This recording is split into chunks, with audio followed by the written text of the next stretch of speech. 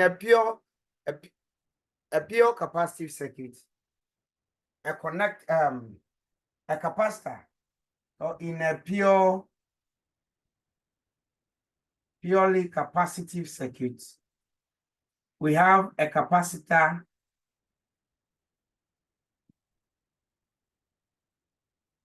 connected to a capacitor. So a capacitor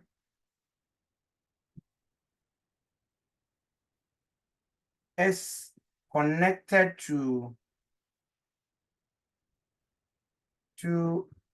an AC, an alternating current source.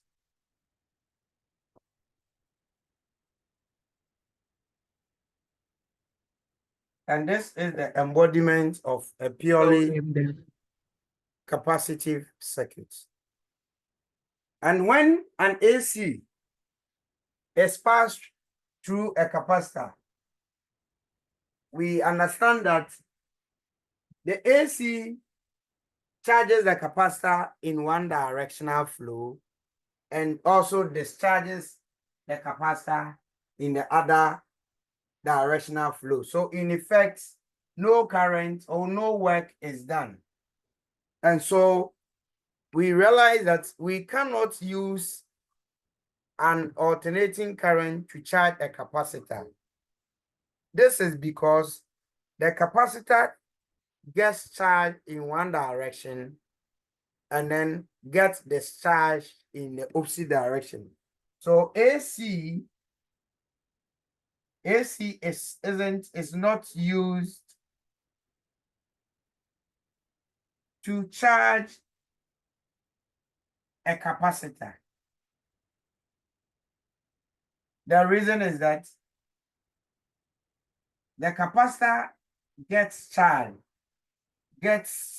charged in one directional flow and in one directional flow of the current,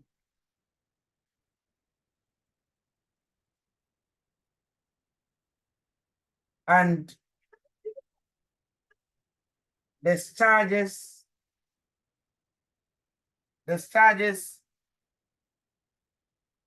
in the other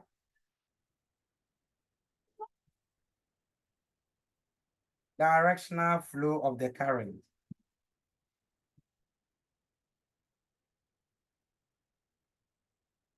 So in effect, no work is done. This is an examinable area. Explain why AC, alternating current source, is not ideal to be used in charging a capacitor. The reason is that because AC flows in two different directions, when you use AC, the capacitor is charged in one direction, and in the other directional flow, it gets discharged. So no work is done. No work is done on the capacitor.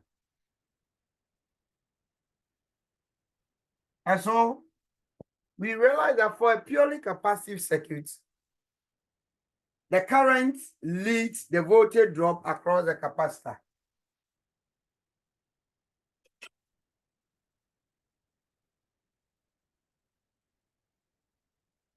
So in a purely capacitive circuit, current leads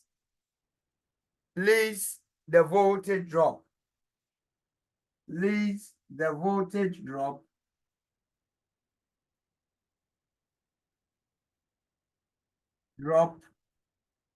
across the capacitor, or voltage across the capacitor lacks the current. And this, we saw this from this relation, that instantaneous voltage of the source is given by VI peak voltage sine omega t.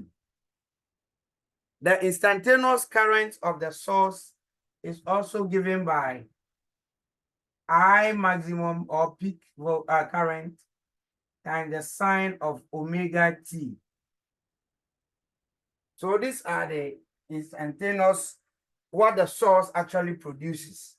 Now, because current I is equal to the K on the T, simply charge over time. The d there means that change in charge flow and change in time. So if you see the d, that's what it means. Okay, and then we know capacitance of a capacitor C to be equal to Q over V. So when we make Q the subject, we have Q equal to CV. Then we substitute Q in place of the current expression in equation 1. So we have I is equal to del dt of CV. Q is CV. So in place of Q, this is what we put there. Now, V is the instantaneous voltage. So substitute the instantaneous voltage there. You have I therefore equal to del dt of C Vm sine omega t. Meaning if you want the current, we must differentiate what is within the bracket with respect to time. Okay. So let me change the marker.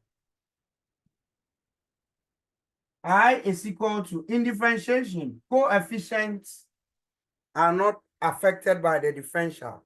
So whatever we have here is a coefficient. So we pull them out.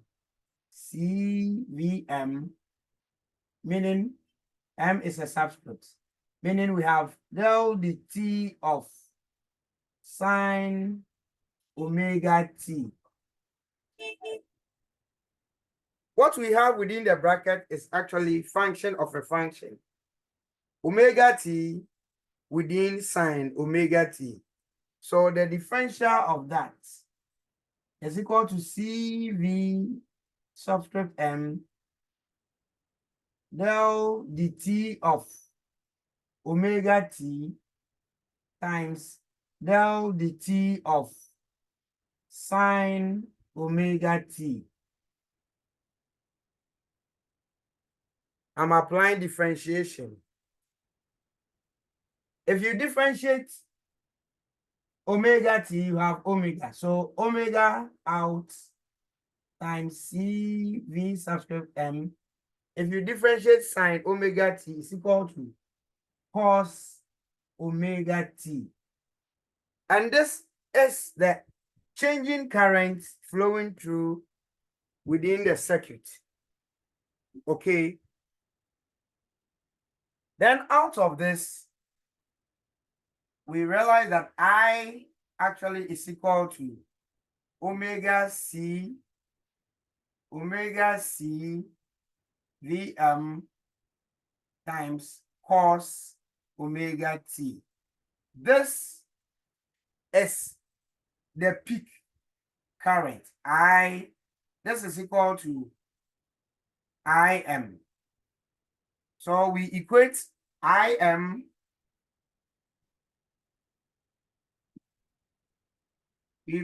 the whole thing, the peak current Im to omega CVm. When we divide through by Vm, we have I peak or maximum current over maximum voltage equal to omega C. Now, if this had been in Ohm's law, I over V would have been equal to the inverse of resistance. But because the component here is not a resistor, we can call this as the inverse of resistance. Opposition to the flow of alternating current by a capacitor, we call this as capacitive reactance.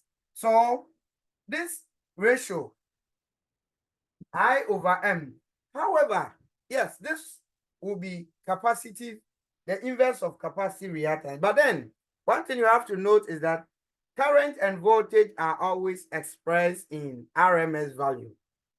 RMS. So, if because IRMS is equal to IM over root of 2, you express this as RMS value, which will be equal to IRMS times root 2.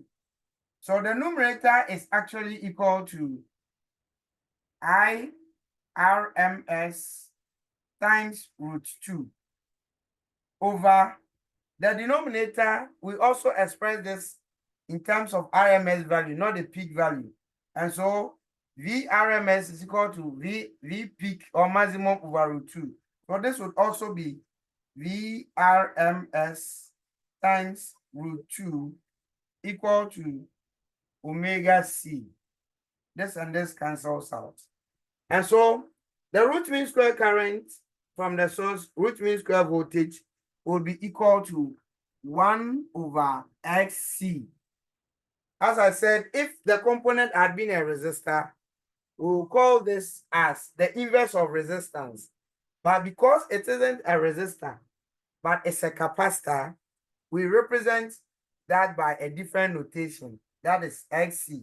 So SC is known as capacitive reactance. So the capacitive reactance is equal to omega C. When we make SC the subject, this is equal to 1 over omega C. This is also the same as 1 over 2 pi FC. What we are learning here is that if you have a purely capacitive circuit and you are asked to calculate for the opposition to the flow of current by the capacitor, that is XC, known as capacitive reactance. If it's a resistor, it is resistance. But if it's about a capacitor and inductor, we call it reactance. So what is reactance? Reactance is the opposition to the flow of alternating current by a capacitor and an inductor. If it is by a capacitor, then we add the adjective capacitive reactance. If it is by an inductor, we add the adjective inductive reactance. We'll look at that of inductor, and so you understand. All right. Please, any question? So, capacitive reactance is given by 1 over omega C, and you can further break it down to this. Okay. Capacitive reactance and inductive reactance all have the SI unit as ohm, just as the unit of resistance is ohm. All right. Now let's look at the phasor diagram and then the waveform. The waveform first, then we look at the phasor diagram. Can I clean the board? Can I mention that? Mr. Yeah, How are you? I'm fine. How are you? I'm good too. Kay, how are you? Yeah, I'm fine. Okay. Please, can I clean the board? We got to continue. It's not the first. Come again. It's not the left side. Okay. So the waveform is that we got the current, the changing current.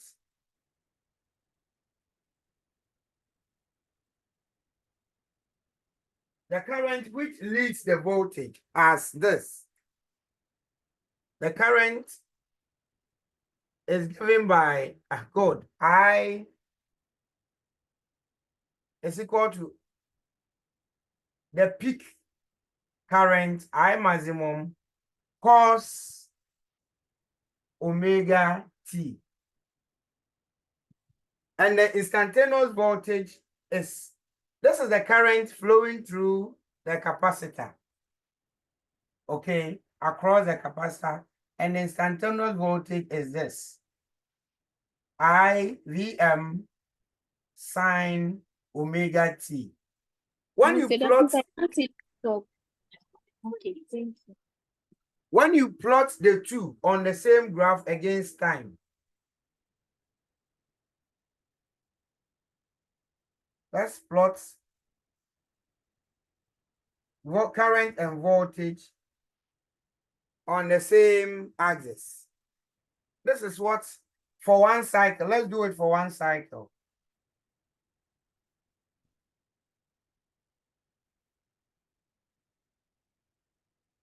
So quarter of the period, half,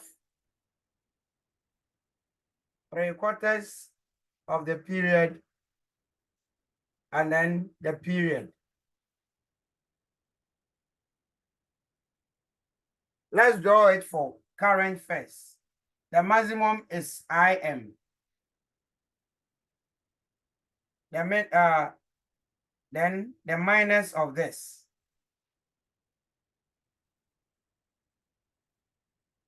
So let's use our knowledge of SHM to plot current. When we finish, we'll plot. So when time is equal to 0,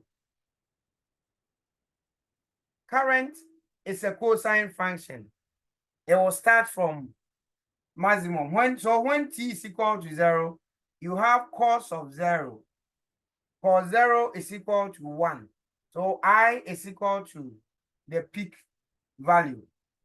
It will be positive. When time is equal to quarter of the period, let's calculate for the current. You have I is equal to Im. Cos of omega is 2 pi over the period times the time is quarter of the period. So you have pi over 2. Pi over 2 is 90. So you have cos 90, 0. When current is, the time is half of the period, you have I am cos of 2 pi on t times t on 2. T, you have cos of 180. Cos 180 is -1. So the current will be equal to minus Im. So at this time, the current will be this.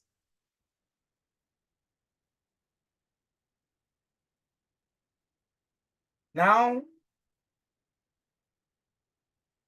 when the time is equal to 3/4 of the period, you have Im cos of 2 pi on t times 3/4 t. This and this cancel. So you have 3 cos of 3 pi on 2. What is 3 pi on 2 in degree? What is 3 pi on 2 in degree? Yes. Oh, 3 pi on 2 in degree.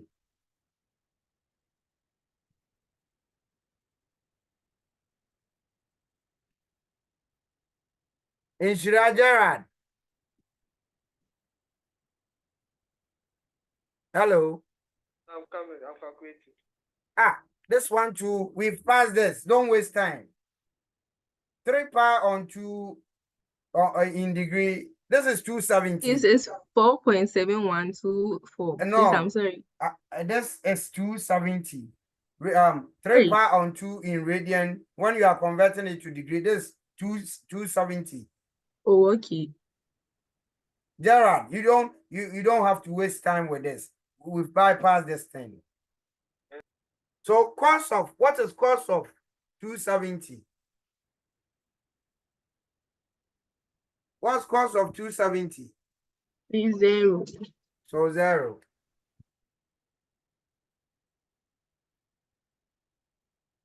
So at time t is equal to the period, what will be the current? Calculate that for me. At time t is equal to the period, what will be the instantaneous current? Irene, don't be quiet over there, else I'll beat you. Hey, Mr. Show, what have I done? I know why I'm telling you this. Mr. I didn't even mention my name, just called me. Please, what was the I question? know you are here.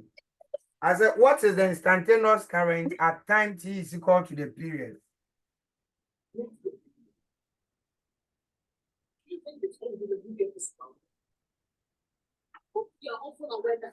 Gerard, I'm waiting for you, all of you.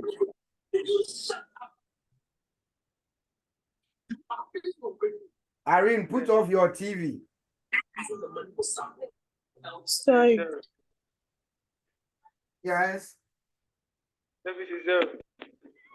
At time t is equal to the period, what is the instantaneous current? At time t is equals to period, the instantaneous current is at the velocity. The maximum current.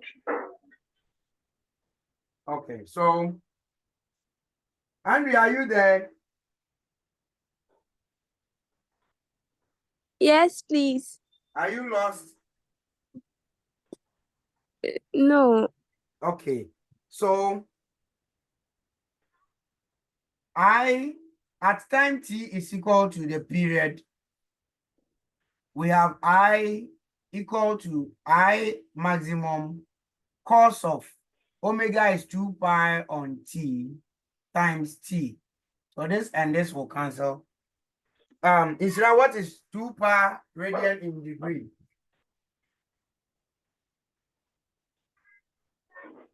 Instead, yeah. What is 2 pi radian in degree?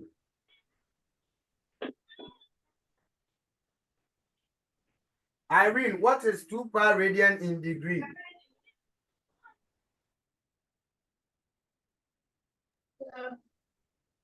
Please, 360. 360. So what is cos 360? What 1. is cos It's 1. 1? So this 1. instantaneous current will be equal to the maximum current. So at this time, the current will be equal to the peak current, which is a positive. So these are the points. Let's join the points. We have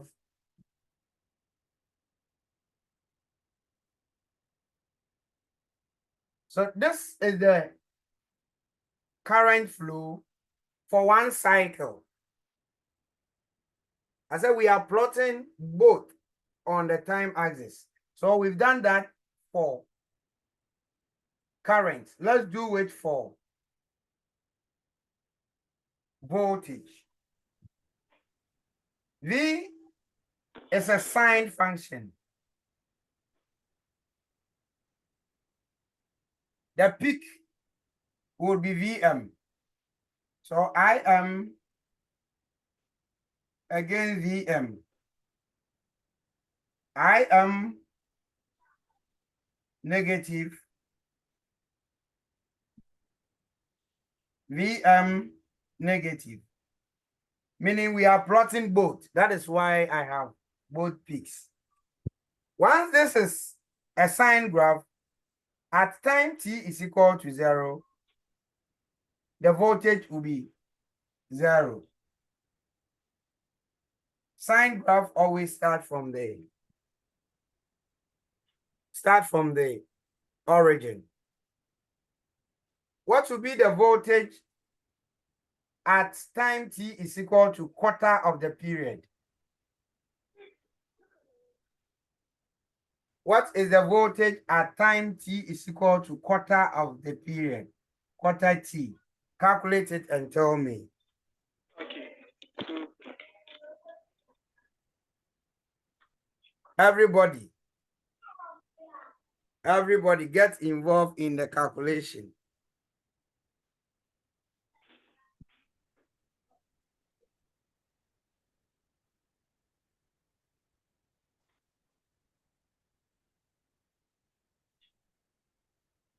We are doing it for one cycle. Irene, what is the voltage at time t is equal to quarter of the period?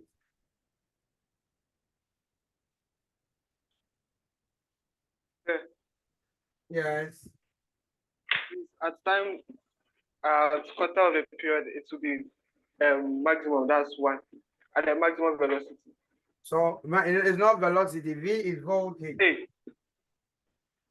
So the maximum voltage. So at time t is equal to this, voltage will be maximum. So this has to go with Vm positive. Okay, at time t is equal to half of the period, what will be the voltage? Irene, calculate and tell us. At time t is equal to half of the period, what will be the voltage?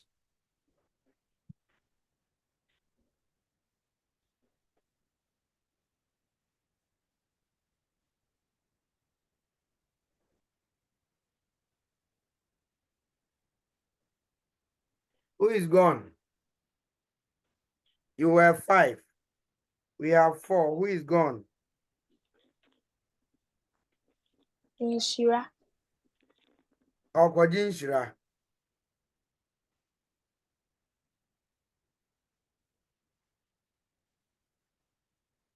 Irene, Yeah. what did you get for t is equal to half of the period?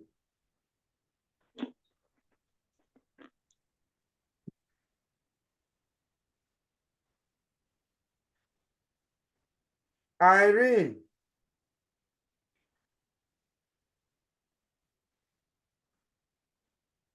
Hey, Irene, are you there?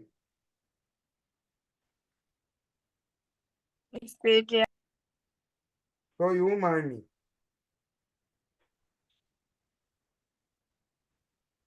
Okay, Andre.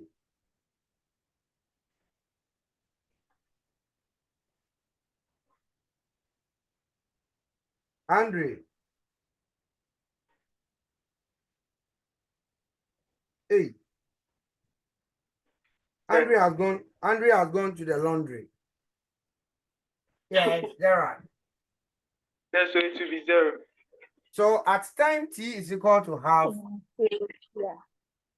you have V is equal to Vm sine 2 pi over t times t on 2. So you have sine Vm sine 180.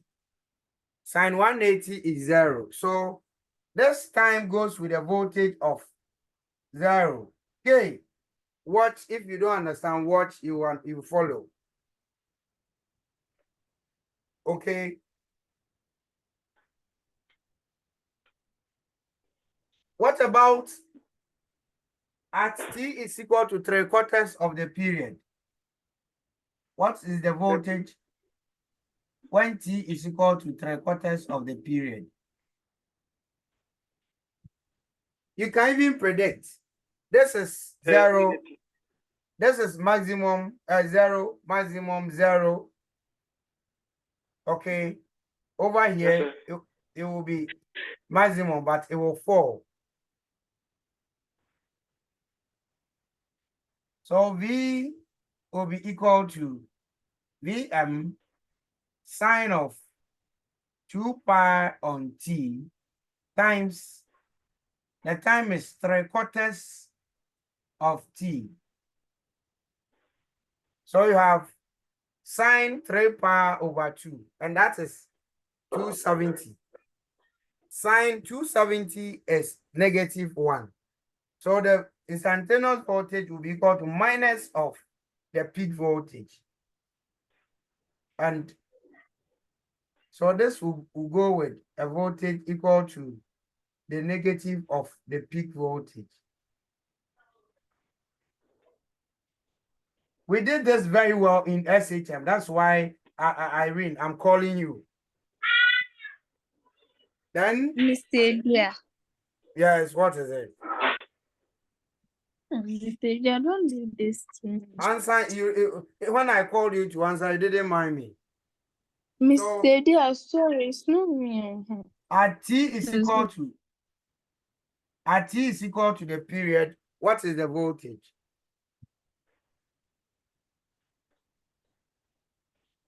At t is equal to the period, what is the voltage?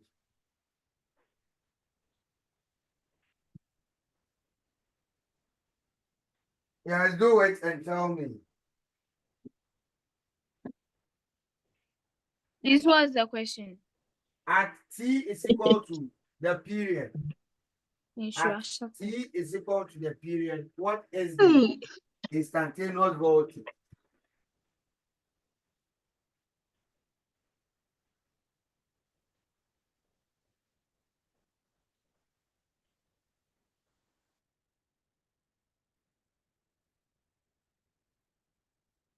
Andrew, are you there? Andrew.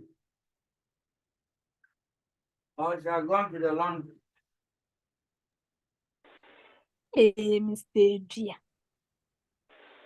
Israel is going for benediction.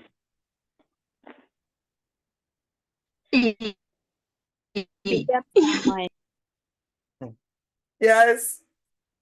At t is equal to, what did you make? What's the instantaneous voltage? Mr. Dear, Yes, Ishra. please read my message.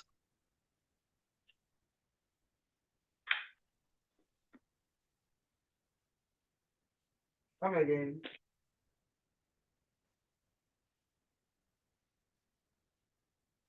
Hey, at t is equal to the period, what's the voltage? Anybody? Dear, VM sine 360.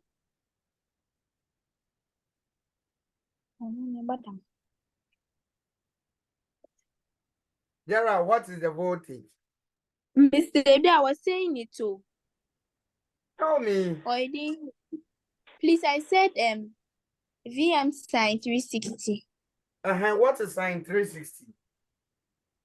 Please, sine 360 is 0. Okay, so it means VI is 0. This is 0. So let's join the points. And I'm drawing this using red marker. So it will fall from 0, rise to maximum, fall back to 0, maximum, and then draw back to 0 again for one cycle.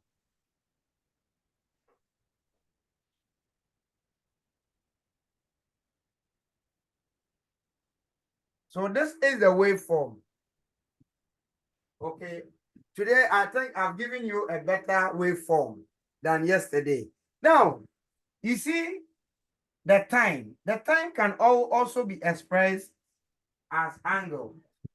Instead, I hear you. So this can be 180 or pi. That's 90. So pi on 2, quarter of the period in terms of angle is 180. Pi, 3/4 of the period in terms of angle is 3/4 of pi, 270. And this is, the period is the same as an angle of 360. So 2 pi. So from this, we can deduce that, oh, okay, look at it. And this graph is for current. This is for current. Then the red graph is for voltage. Voltage across the capacitor, VC. So you can look at something. When voltage is 0, current is maximum vertically. When voltage is 0, current is maximum. Horizontally, when voltage is 0, okay, current leads the voltage by 90 degrees, on and on and on. So it is for this reason which we draw the conclusion that in a purely capacitive circuit,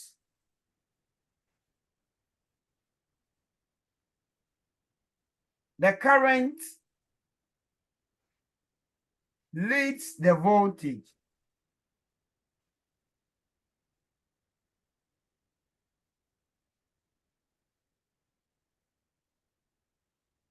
by an angle of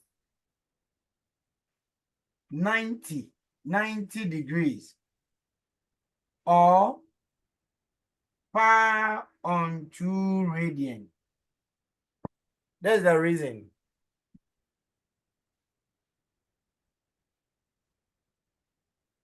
So it is for this reason that we draw the conclusion that for a purely capacitive circuit, the current leads the voltage by an angle of 90 degrees, or pi on 2 radian. Please, is it understood? Yes, sir. Okay, and Co, do you understand, Irene? Yes, please. So this is the waveform for one cycle. Now, the phasor diagram. Phasor diagram.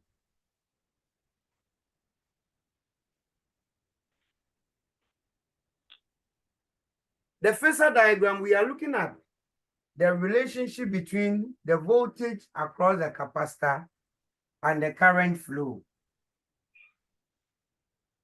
And the waveform even says that,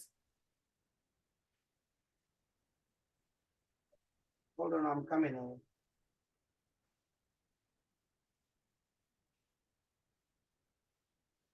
The waveform even indicates that current leads the voltage by 90. So how do we indicate it phasor diagram? So X, Y-axis against X-axis. The current phasor is always on the positive X-axis. So current is always here, because of how we determine that of purely resistive circuits. Now, the current leads the voltage by 90. So if, meaning the voltage is behind the current, okay?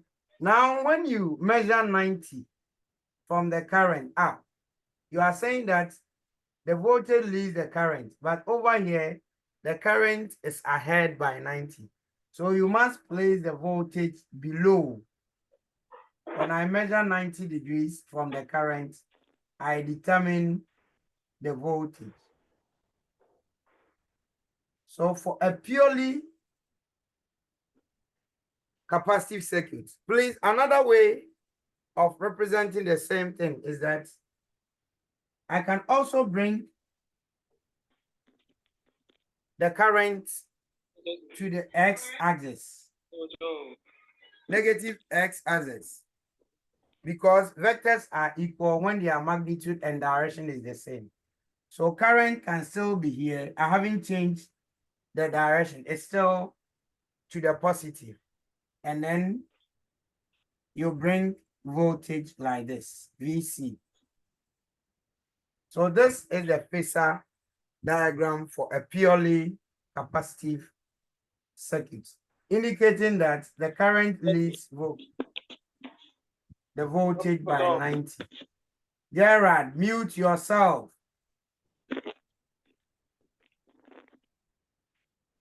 So this still indicates that current leads the voltage by 90 degrees. So this is the waveform for one cycle, and this is the phasor diagram. Please, any question?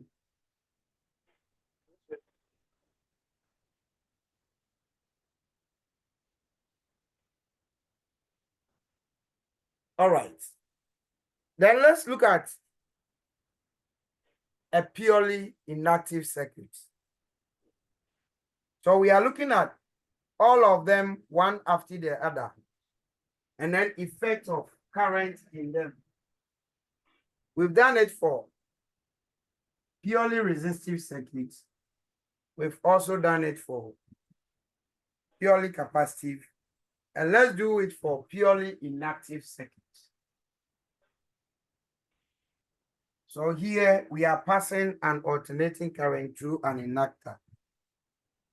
Okay, so purely inductive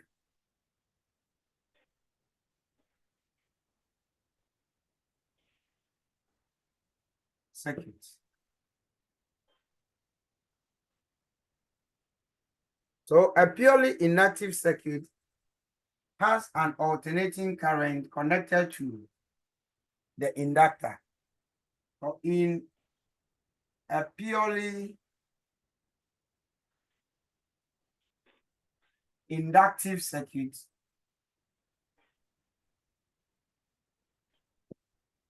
an alternating current source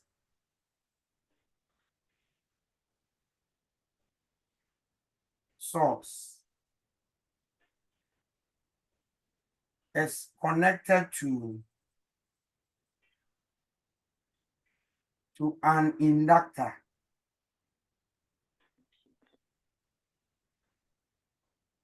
L.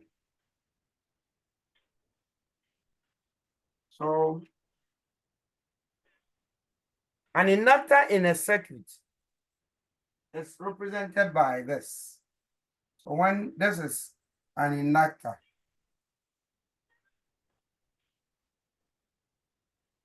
connected to an alternating current source.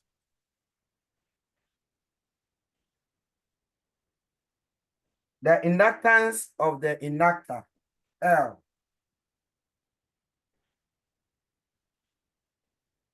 and what is the inductance of an inductor? We talked about, for resistors, we talked about the resistance of the resistor. And it is the measure of the opposition offered to the flow of current. Then for a capacitor, we talked about the capacitance of a capacitor. And it is the measure of the ability of the capacitor to store charges. Here we are talking about the inductance of the inductor. And it is the ability of the inductor to oppose changing current. the ability or the measure of the ability of the inductor to oppose changing current. Let's understand the function of an inductor. In a circuit, an inductor opposes one of its functions is that it opposes changing current, meaning that for an inductor, if the current flowing through the circuit is a DC, an inductor has no problem with you. But once the current flowing through the circuit is an AC, an inductor has a problem with you because its function is to oppose changing current. Once the current changes, as in increases or decreases, an inductor has a problem with you. But if the current is a DC, an inductor has no problem. So the measure of the ability of the inductor to oppose changing current is what we call as the inductance of the inductor. So inductance L, inductance L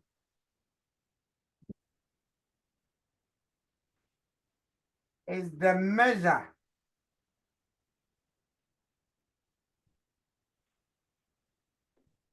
of the opposition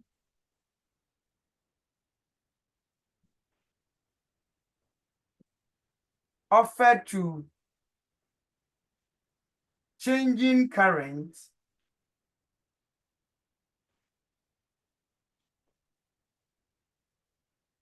by an inductor.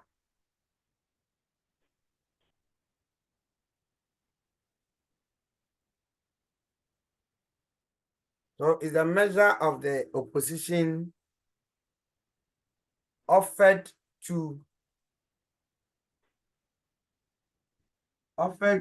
changing current by an inductor. The SI unit of inductance, the SI unit of inductance is the Henry. Henry, shortened as capital H. So this is one of the functions of an inductor. It opposes changing current. Two, an inductor also stores energy. An inductor also stores energy in the form of magnetic energy. So an inductor in a circuit also stores energy in the form of magnetic energy.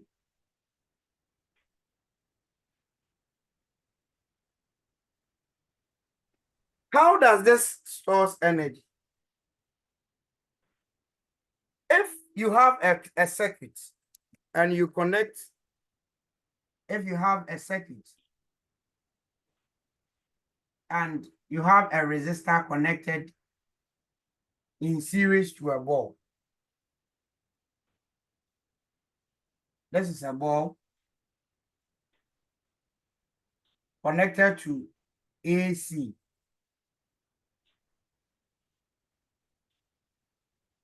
This is a resistor. And then if there is a key, when you open the circuit, the bulb goes off. No delay. The moment you close the circuit, the bulb comes on. Okay. But in the same circuit, if you replace the resistor with an inductor,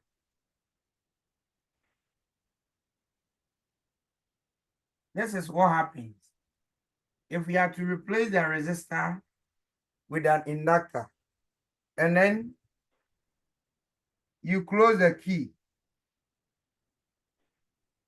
you see that the bulb will slow down in brightening up. So it will take time to brighten gradually, and then becomes fully brighter. Then when you open the circuit, the bulb will not go off instantly as the circuit is open, but its brightness will, its going down will also be delayed. It will take time to go off till it goes off completely. Meanwhile, if this had been a resistor, the moment you open the circuit off, the moment you close the circuit on, but this one slows down the current going off or the current coming on. Please, are you with me? Yes, sir. Hello, class, are you with me? The rest of you. Meaning that when you open the circuit, once the explanation is that when you close the circuit, current flows through, changing current flows through the inductor. When a changing current, or we learned that a current carrying conductor creates a magnetic field around itself. When you wound the conductor, you concentrate the magnetic field. So the moment you close the circuit, there is magnetic field within the inductor or the coil. So it's like you have electrical energy converted to magnetic energy, which is stored within the inductor. Now, when you open the circuit, the magnetic energy stored within the inductor is quickly converted to electrical energy, because once you open the circuit, there is no flow of current again. But the energy stored by the inductor, which is the magnetic energy, is now converted to electrical energy and now releases it to the bulb. So, as we expect that when the circuit is open, the bulb goes off, this converts the magnetic energy stored to electrical energy, and that is what regulates or controls the offing of the bulb.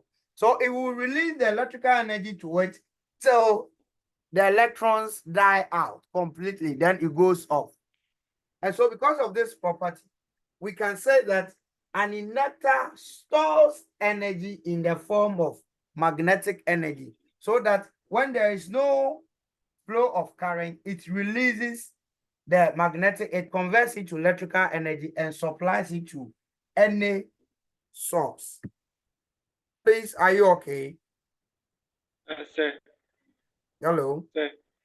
Yes. Can you explain how it stores the energy again?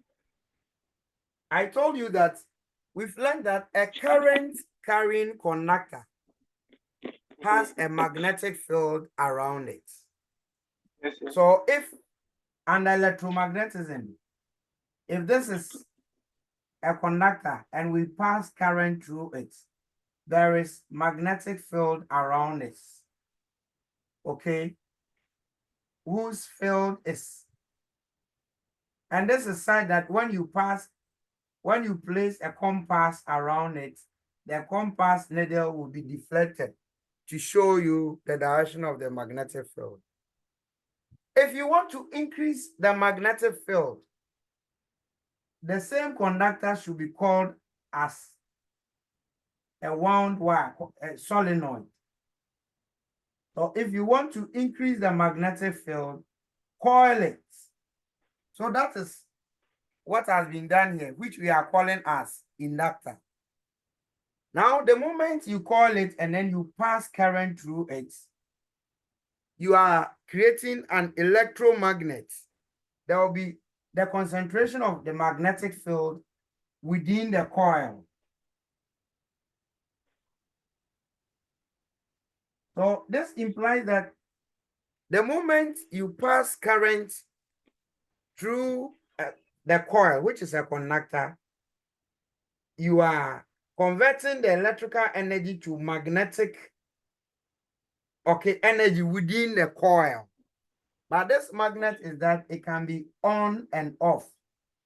When there's a switch here and you open it, it goes off. Okay.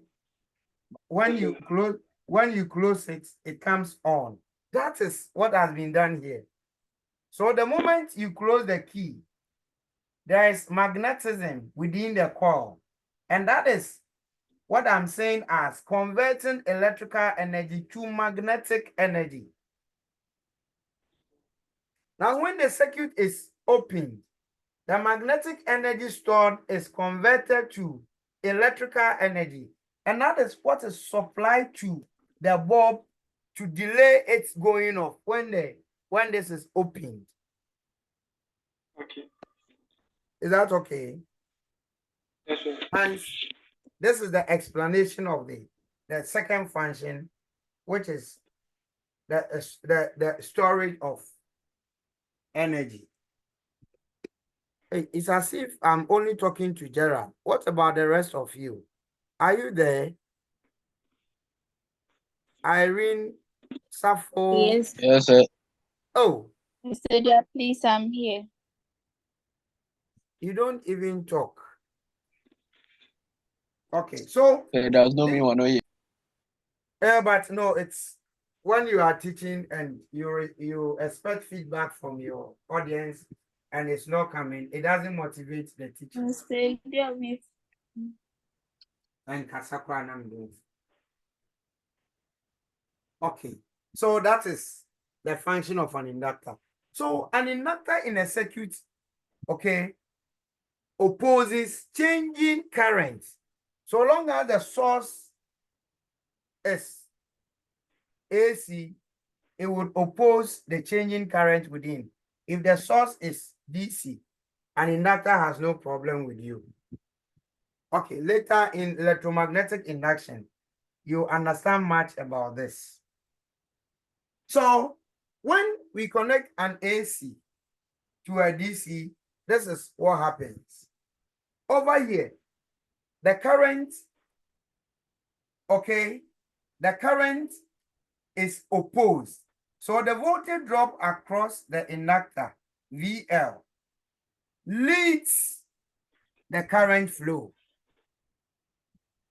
In an inductor, the voltage drop across it, which is VL, leads the current flow. It's the opposite of what a capacitor does.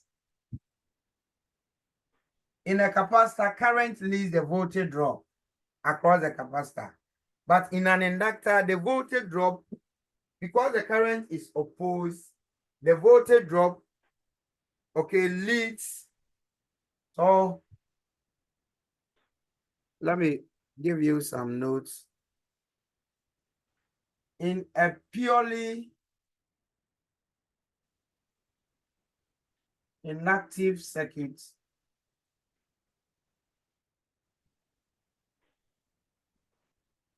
the voltage drop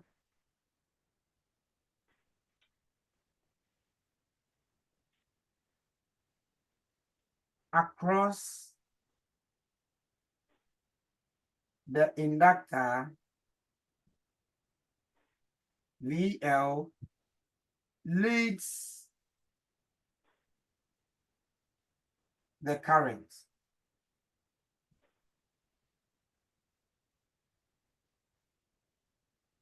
by an angle of 90.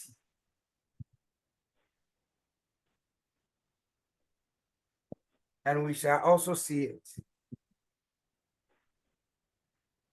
Under Faraday's law,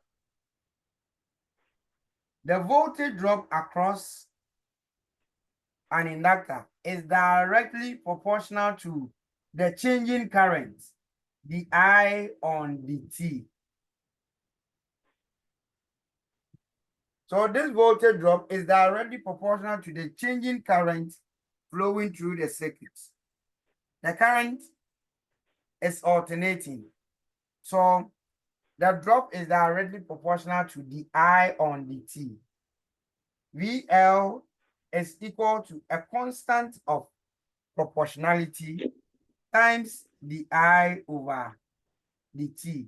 This constant of proportionality is what we call as the inductance of the inductor L. So it means that VL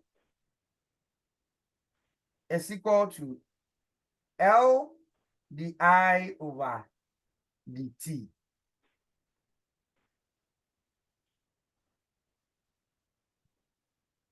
We have the instantaneous current to be I maximum sine omega t, and the instantaneous voltage to be V maximum sine omega t. Okay, so if the voltage drop across the inductor is equal to the inductance of the inductor times the rate of change of the current with time, then let's substitute I. So we have del dt of, let's put in the instantaneous current, Im sine omega t. We are going to differentiate whatever we have here. This is a coefficient. It will come out Lim. So we actually have del dt of sine omega t. Function of a function. When you differentiate omega t with time, it's omega. So omega L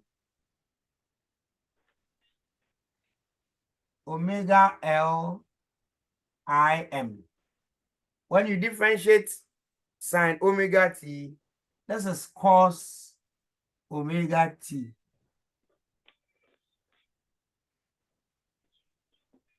VL. How are we going to call this? The coefficient to the trig function.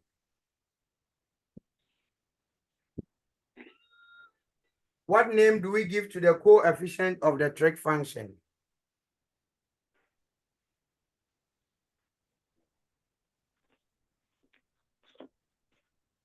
Everywhere is fine.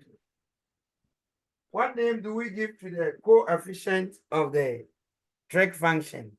What I've circled?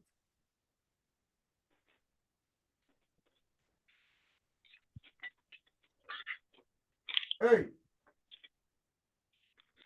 Irene, Gerard, Priscilla. Yeah.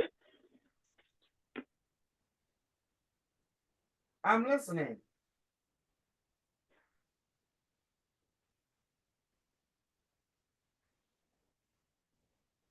Gerard. Yeah. Hey. Yeah. Well, we've done a similar work, and what name do we Yes, give sir. to what has been a circle? Is amplitude?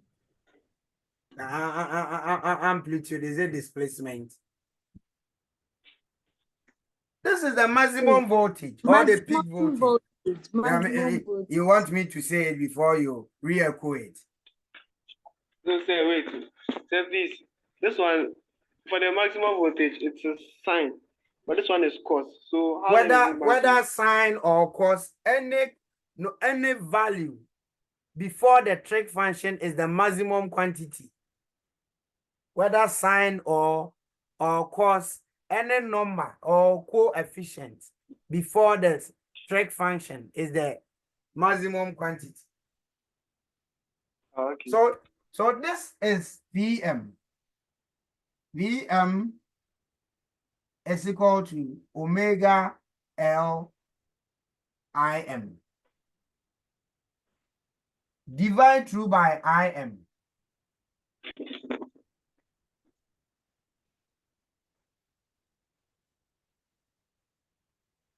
What is Vm over Im? When you express it in RMS value, express Okay. that in RMS value, because we are always looking for the RMS value of this. That will be equal to what? Vm will be VRMS times root 2. Im would also be IRMS times root 2. So what will be the ratio of Vm on Im? VRMS over IRMS. So yes. So we have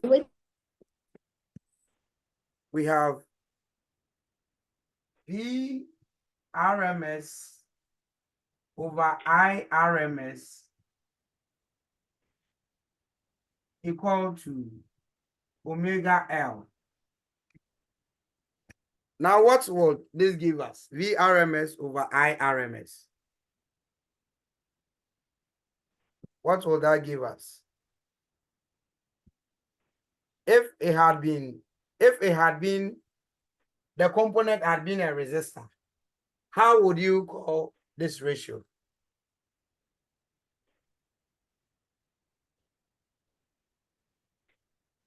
I repeat, resistance. But because the component is not a resistor, we will call this as inductive reactance. Just as we saw it for a capacitor. Inductive reactance X subscript L. So X subscript L is equal to omega L, or X subscript L is equal to 2 pi FL. So whenever you are to calculate for the opposition to the flow of current by an inductor, that is the inductive reactance, which we are representing by XL. And it is equal to omega L, or 2 pi FL. SI unit is still the ohm as resistance. Any question?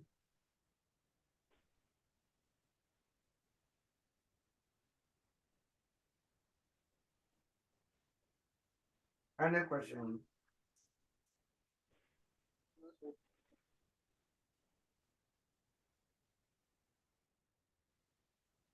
Oh, that's it. Mr. If, Lydia. yes. Mr. Lydia. Please, you said the L stands for L is inductance. So this is XL is inductive reactance. Inductive reactance, where F is the frequency, L is the inductance of the inductor measured in Henry. Inductance of the inductor measured in Henry. So the capacitance, let's start from resistance. The resistance of the resistor is equal to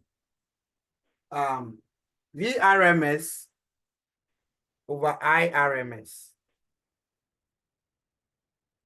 The inductance, capacitance of the capacitor is equal to 1 over omega C, which is the same as 1 over 2 pi Fc. Then the inductance of the inductor is equal to omega L, or 2 pi FL. I don't know. Is this difficult to remember? Okay, so let's look at the waveform. The waveform. Okay. Over here, the current, the voltage leads the current by 90. And you see, all devices that, okay, has an inductor, such as the fluorescent tube. When you on the fluorescent tube, if you have realized, it delays before it brightens up completely. You hear that sound for some time before the light will be full. The delay in coming on completely is done by an inductor. When you on a ceiling fan, you hear it humming. Then the momentum is gathered before it would have a full momentum in running. The delay in that is by capacitor, inductor. So all those devices that operate by increasing momentum a little bit, okay, has an inductor within. So as I said, the fluorescent tube has it, the ceiling fan has it, then transformer also has an inductor. So in an inductive circuit, voltage leads the current by 90. Let's see why. You see, when we were looking at the voltage across the inductor, this is what we had. VL is equal to the peak voltage, V maximum, times cos of omega t. And once this is a cosine, it will surely lead the current. And the instantaneous current I is still Im times sine omega t. So when you plot the graph, just as we did for capacitor, you have the same results. If you want to see, let's draw it for one cycle. Let's draw it for one cycle, and you'll see the voltage leading the current.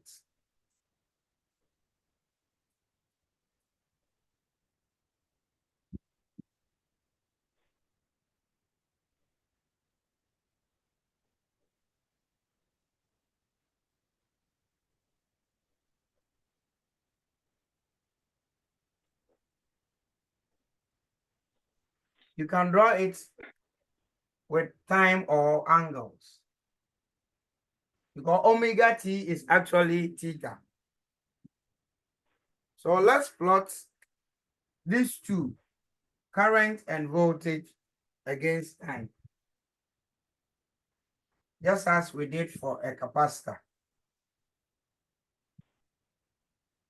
So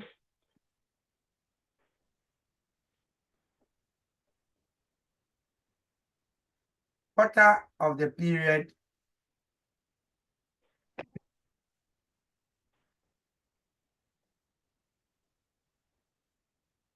half, 3/4, and then the period. Please, this is also the same as, in terms of angle, this is pi on 2, pi, 3/4 pi, and 2 pi. We've gone past this, so I don't even need to show. When you see it from SHM, you must relate. We are plotting the two graphs against time. So the peak values. Let's pick the peak values here. So this will go for VM and IM. The peak quantities VM, IM minus. So let's plot for the voltage first. At time t is equal to 0, what will be the voltage drop VL? At time t is equal to 0, what will be VL? Quick one. You don't need to calculate this. We've gone past this. At t is equal to 0, what will be VL?